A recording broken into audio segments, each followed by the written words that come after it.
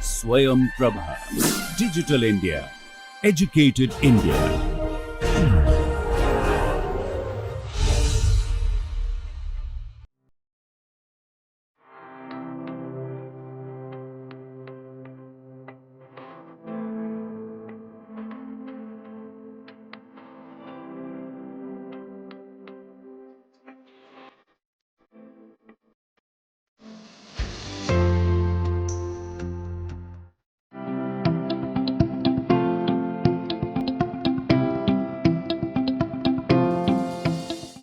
Hello all, welcome to Astrochemistry. This is lecture number 36.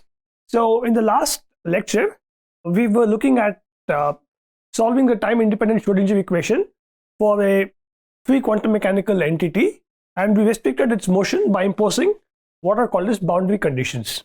Okay, the content from last lecture is more or less intact on the board. I have it so that we have a nice connection made with the previous lecture. Okay, so we imposed the boundary condition, right?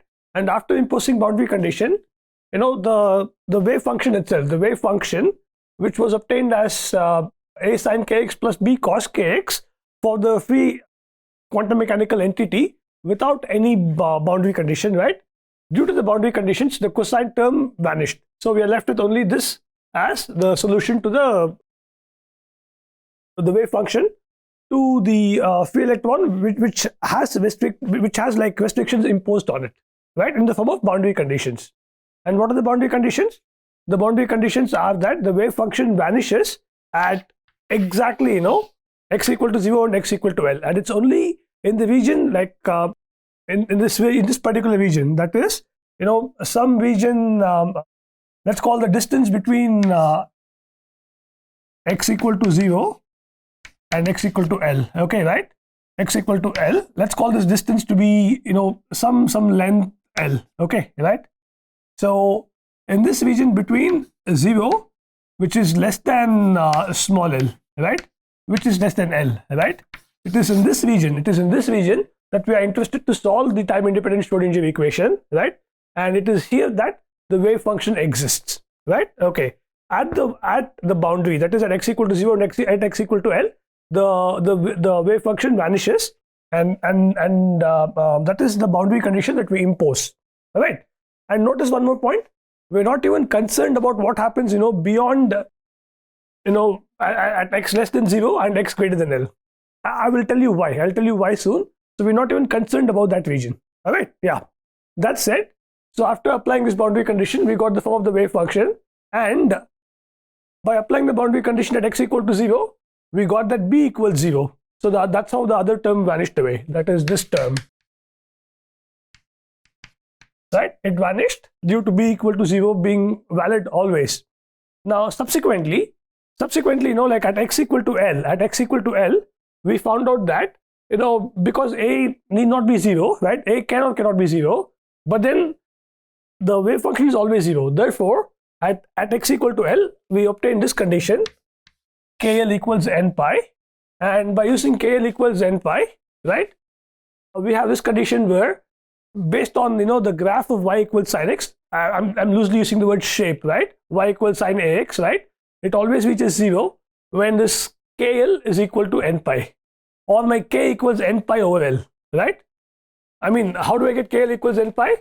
By getting k equals n pi over L. All right.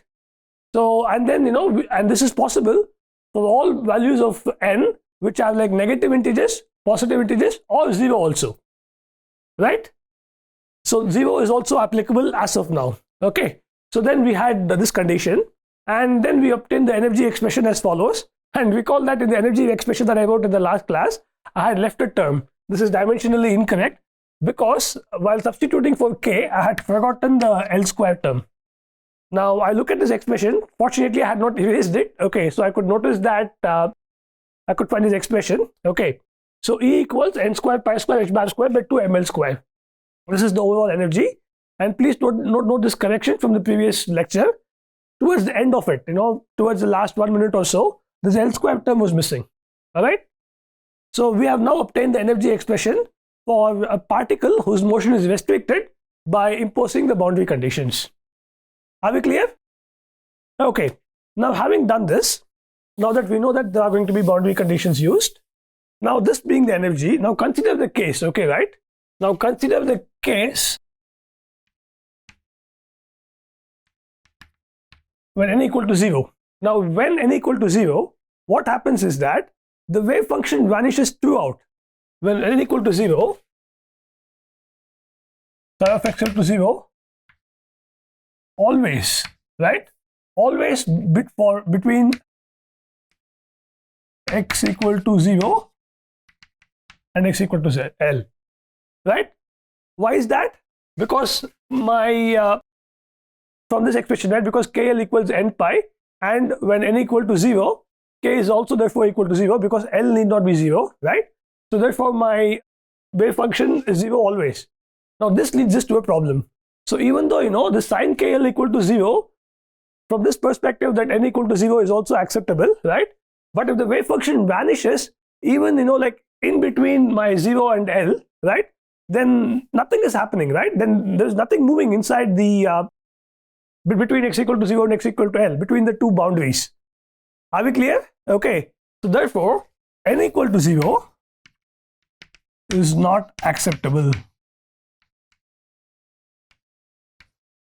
Right? So we rewrite the condition for n in this equation, right? It is that mod n is equal to 1, 2, etc., etc., etc.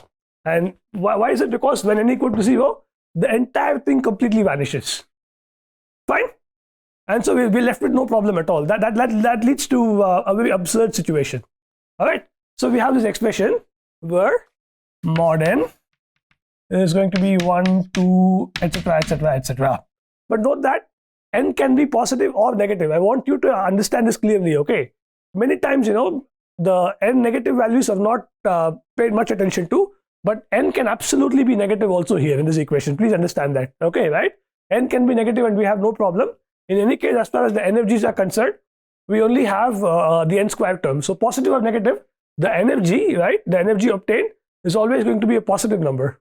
And that again makes sense. That again makes sense because from a classical perspective, we are talking about a kinetic energy, and kinetic energy between x equal to 0 and x equal to L is always a positive number. So it makes sense. Are we fine? Okay, right?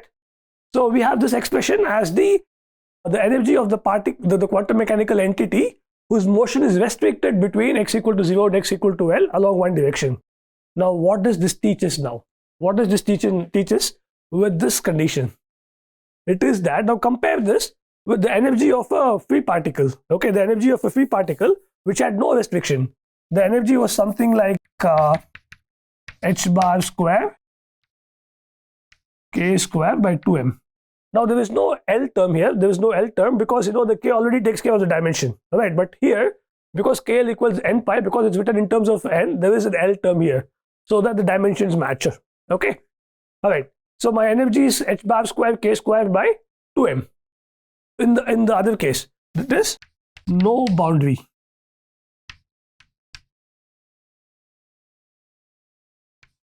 And k can be anything. K can be any real number.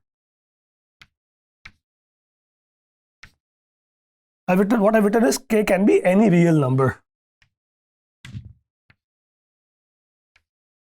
All right. So I've written it way below in the board, so please make sure you understand. E is h bar square k square by 2m, and this is for a free particle with no boundary applied. Okay, right? No boundary or no boundary conditions applied, and where in this expression k is any real number. What is the difference between this energy and this energy?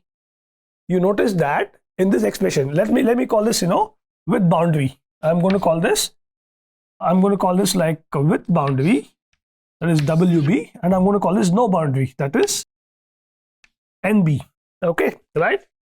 Now if you consider the with boundary case, and then if you consider the no boundary case, what is the key difference, the most significant difference, the most impactful difference is that only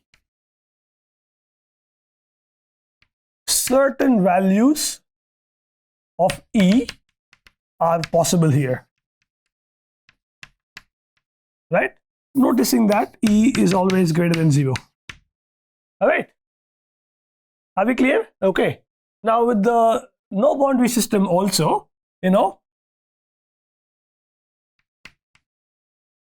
all values of E are possible. Of course, considering the case that E is always greater than 0 here also. What values of E are possible with the boundary case? Only those values which satisfy mod n equals 1, 2, 3, etc., etc., etc. This is a very important point. This is an absolutely important point, right? It is that only certain values of E are possible with when I impose the boundary.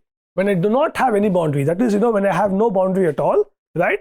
In that case, from this expression right here, any value of K is possible. K can be pi, K can be E, K can be 1986, K can be 2024, K can be, 1990, it can be 1857, 1947, it can be 1769, anything that you can imagine. Okay? All right. So, but in the case of n can only be integers, right? Positive or negative. And also note that K cannot be 0 here. K cannot be 0 here. The reason I have not told you, because that will be in violation of the uncertainty principle. Okay, right? So K cannot be 0 here. All right, precisely.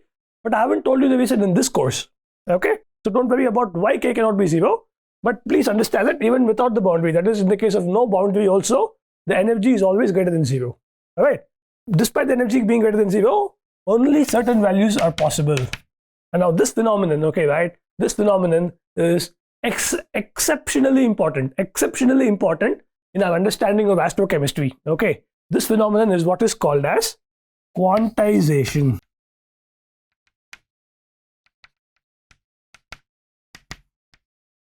Okay, this phenomenon is what is called as quantization, and to this problem of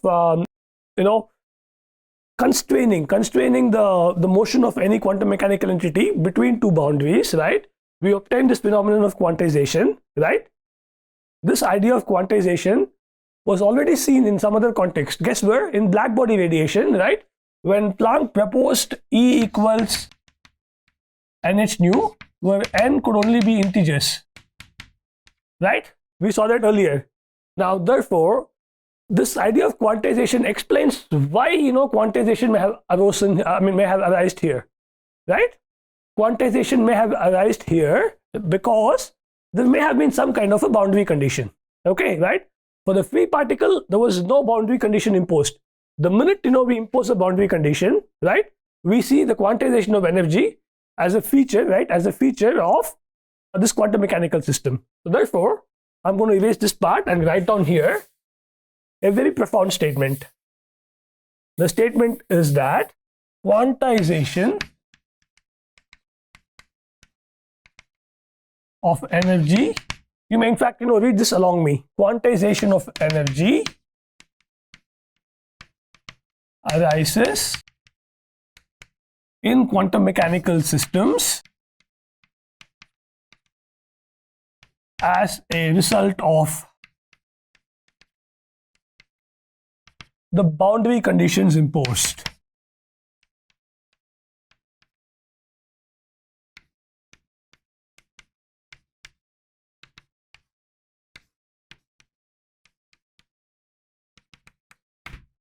Okay, now this is exceptionally important. Now this is why, if you recall, when we started our discussion with the analysis of the Fraunhofer lines and why they were discrete, I told you that I gave you a single word answer. The answer was quantization, correct? Now this expression here is enabling us to understand why quantization arises. Quantization arises due to boundary conditions. Had we not imposed the boundary condition, we would not have had to deal with this condition, right? And it is this condition that gives us that only certain values of energy are possible. Okay, right? So therefore, in astrochemistry, we are able to actually detect molecules due to this phenomenon called as quantization. Had it not been for quantization, it would have been exceptionally difficult. I cannot imagine a way, via which you could actually detect molecules in space. So you can understand, what a profound impact a fundamental idea in basic science, right, has on the interdisciplinary and applied areas such as astrochemistry. Okay. right? Are we good with this? What did we see so far? We saw that, just by applying the principles of quantum mechanics, we can solve for the time-independent Schrodinger equation, which had wave particle nature like embedded into it, right? And by solving it, and by applying a boundary condition, right? We understood the phenomenon of quantization. Whereas in the absence of any boundary condition, for example, with this free quantum mechanical entity, which could move about anywhere along the x direction, we saw that there was no boundary condition. Okay, so this problem illustrates what is conventionally called as a particle in a one-dimensional box. Okay, don't worry about the technical jargon. Okay, what is a 1D box, etc. Not our concern. More importantly, the concept it teaches us is that by applying boundary conditions, we get the quantization of energy. Now, for example, having understood this idea that quantization arises as a result of boundary condition. In fact, please etch it in your minds, very strongly. This is an exceptionally important point, which has very, I would say, far-reaching ramifications in chemistry, physics, and even some parts of biology. Okay, and all in all, astrochemistry is, I would say that the area of astrochemistry and quite a vast swath of astrophysics, right? They owe it to the phenomenon of quantization. So this is such an important idea, and that is why I took so much time to tell you precisely why quantization arises, even though it's only an applied course of astrochemistry. Okay. Now, what I shall do next is I'll illustrate to you, why the lines obtained in the spectrum are discrete. Okay, and how quantization explains it. Okay, recall from when we analyzed, the Fraunhofer lines. That is when we were discussing about the spectrum of sun, the spectrum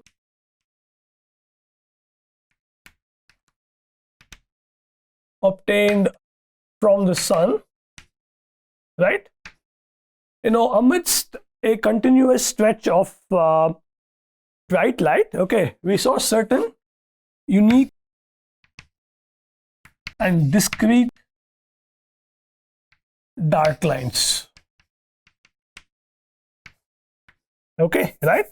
We saw these unique and discrete dark lines, and they were eventually attributed to the presence of various atoms on sun, for example, potassium, sodium, etc., on sun's atmosphere, or it could also be hydrogen, okay, which is present all over the sun and all inside sun also.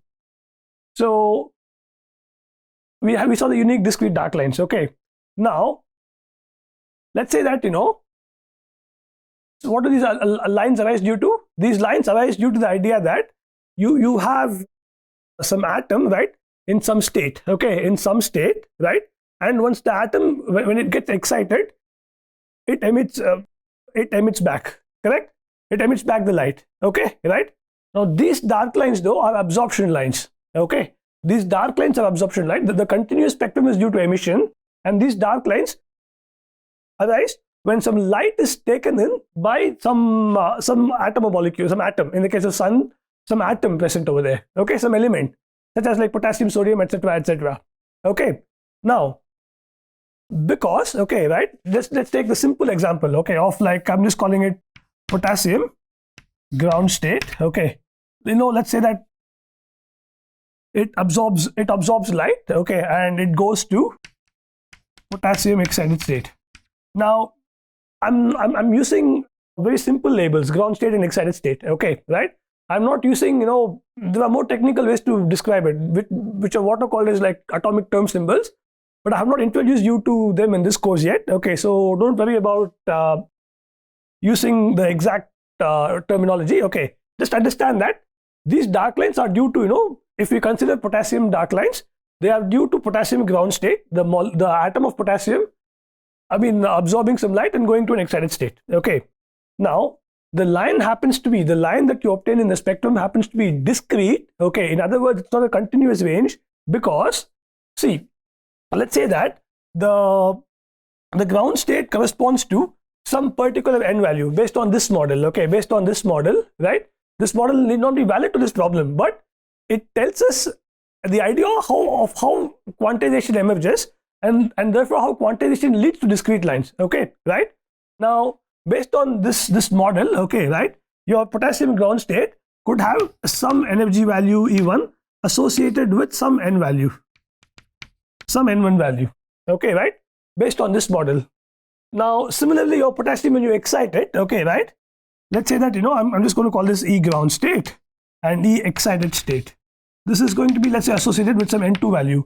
Now, note that what your particle in the box tells you, what your particle in the box, or like, the free electron entity, which is being restricted in its motion, right? What it tells us is that there are going to be different N values, and for different N values, there are going to be different energies. Now, by simple application of this model to this problem, this problem, right, of like getting the absorption lines of potassium, right? It need not be always applicable, but still we can get a qualitative idea. We can get a qualitative idea as to why we get discrete lines. Now, because N1 and N2 cannot be all values, right? Because your N1, N2, etc., cannot be all values, cannot be all possible values. Therefore, right, only certain values are possible, right? So the transition corresponding to the potassium ground state to potassium excited state, right, that cannot result in all possible values of energy, because we saw that energy is going to be quantized whenever a boundary condition is imposed. In the case of potassium, what could be the boundary condition? The boundary condition could simply be that, hey, I'm talking about an atom which doesn't get ionized. The electrons are still bound to the nucleus. That could be, a vague qualitative boundary condition. Okay, right? So you know that because only certain N1 and N2 values are okay, right? Because only certain N1 and N2 values are okay for this process of potassium ground state, the transformation of potassium going from its ground state to excited state, which results in the absorption lines, right? So only certain N1 and N2 values are okay. As a result, right, your delta E, that is the difference between the energy of the ground excited state and ground state, right, cannot be all possible numbers. It can only be certain discrete values, which explains, right, why, okay, that the lines obtained in the solar spectrum, for example, right, are discrete. And now what is this discretization, the discrete lines, what are they obtained due to? They are obtained due to the phenomenon of quantization. Now quantization,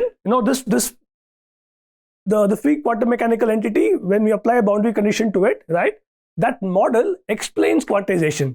We use a very similar idea, okay, although the math may not be exactly valid for this particular problem. When we use a similar idea, okay, we understand that as I excite potassium, from its ground state to excited state, which is when absorption happens, right, not all values are possible based on a very qualitative understanding based on this model.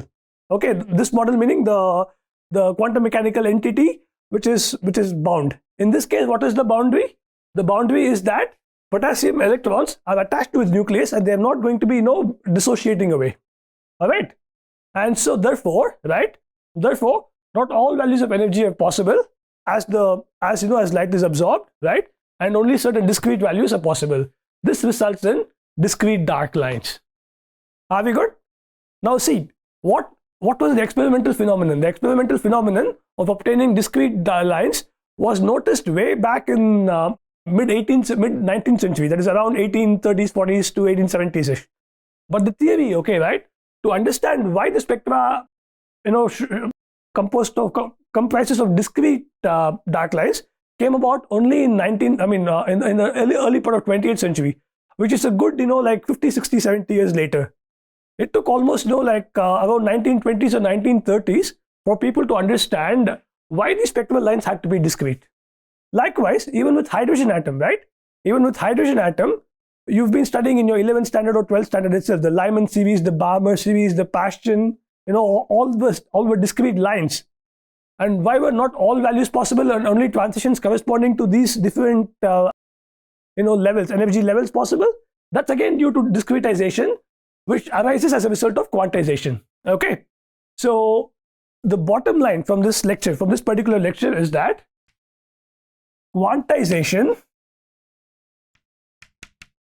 right, I'm repeating myself more or less, is due to boundary conditions and is a feature of all bound systems. Recall, I also used this phrase earlier, I think, in some lecture, probably in the lecture while dealing with these spectral lines somehow. Okay, right? Quantization is a feature of bound states, and by bound state, in our case, that is as relevant to astrochemistry, we can roughly understand them as electrons bound to nuclei. Okay, right? So quantization results in discrete spectral lines. Okay, so quantization overall results in discrete spectral lines. Now look at how much we had to learn to explain the discreteness of these lines. Okay, now this once again, beyond the point, okay, beyond doubt, stresses the interdisciplinarity of astrochemistry. Okay, some experimental observation made by a physicist, right, which needed new physics, the advent of wave particle duality, to explain why the spectral lines are discrete. So always keep the moral of the story is that don't assume that any problem is trivial. You never know when the next big breakthrough can be. But once we analyze the problem scientifically and go through each step without missing a step, right, we can always obtain new insights. Okay. On that note, I will now, in the remaining time in this lecture, I shall briefly, explain more precisely as to what I mean by spectrum, this will be the terminology adopted in the upcoming classes. For example, so far in this course, okay, right? So far in this course, I've been using the word spectrum. By using spectrum, I will simply refer to a list of energies, right? And sometimes, the energies can be represented as discrete lines in the spectrum. Hereafter, okay, right? Here on, right? When I use the word spectrum, I shall be talking about a plot of intensity of the line obtained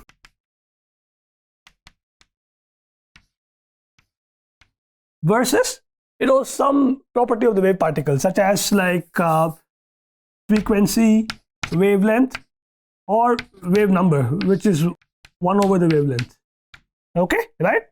So hereafter in this course, whenever I talk about spectrum, right, it shall be about I shall be concerning myself with a plot of intensity of the line obtained, okay, the spectral line obtained versus the frequency of light, or like the wavelength of light, or the wave number, which is the reciprocal of the wavelength. All right, please note this point. Okay, so I think time is now ripe for me to summarize what we discussed in this course, in this class especially. So we discussed that quantization is as a result of boundary conditions. Boundary conditions applied to wave particles, which are what are called as quantum mechanical systems for our purpose. All right, and these wave particles, right? These wave particles are what? Both light and matter, especially matter as relevant to astrochemistry, whose dimensions are roughly of the order of less than or equal to 10 to the power minus 10 meters. All right, light and matter. So finally, we've understood, a lot of facets about light and matter, right? And in the next lecture, that is lecture 37, I believe, we shall be studying the interaction of light with matter. All right. So this quantization also results in discrete spectral lines. for the bound systems. This is yet another conclusion from this class for bound. And what do we mean by bound systems? For example, whenever there are some boundary conditions applied. In the case of atoms and molecules, we are talking about the electron being bound to the nucleus. Okay, right? For bound systems. On that note, I shall see you all in the next lecture. Thank you so much.